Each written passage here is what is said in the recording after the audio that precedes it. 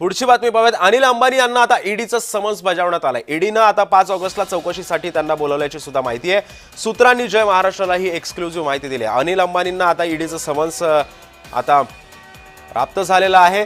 5 ऑगस्टला चौकशीसाठी अनिल अंबानींना आता ईडी कार्यालयामध्ये जावं लागणार आहे।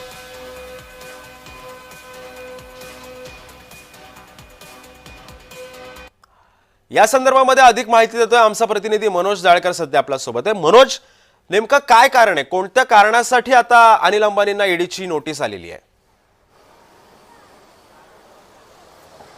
नक्कीच सिद्धेश, आपण बघितलं अनिल अंबानी यांना ईडीकडनं समन्स बजावण्यात आलेलं आहे आणि 5 ऑगस्टला दिल्ली कार्यालयामध्ये हजर राहण्यासाठी सांगण्यात आलेलं आहे। आणि आपण बघितलं या अगोदर देखील अनिल अंबानीच्या घरावरती आणि कार्यालयावरती ईडीकडून आपण बघितलं छापेमारीही करण्यात आलेली होती। तब्बल 8 ते 9 तास ईडीकडून अनिल अंबानी यांच्या घरावरती आणि कार्यालयावरती छापेमारी करण्यात आलेली होती आणि त्यांची चौकशी देखील या ठिकाणी करण्यात आलेली होती। आणि त्यानंतर आपण बघितलं आता ईडीकडून अनिल अंबानी यांना समन्स पाठवण्यात आलेलं आहे। 5 ऑगस्ट रोजी आपण बघितलं दिल्लीमध्ये हजर राहण्यास अनिल अंबानी यांना सांगितले आहे। अनिल अंबानी यांनी येस बँकेकडून 3000 कोटीचं आपण बघितलं कर्ज घेतलेलं होतं आणि त्यानंतर आता त्यांच्या जे सेल्स बँक नक्कीच मनोज, त्यामुळे आता या सगळ्या प्रकरणावरती आता काय कारवाई होते सुद्धा पाहणं महत्त्वाचं असणार आहे। धन्यवाद तू दिलेल्या अधिक माहितीबद्दल।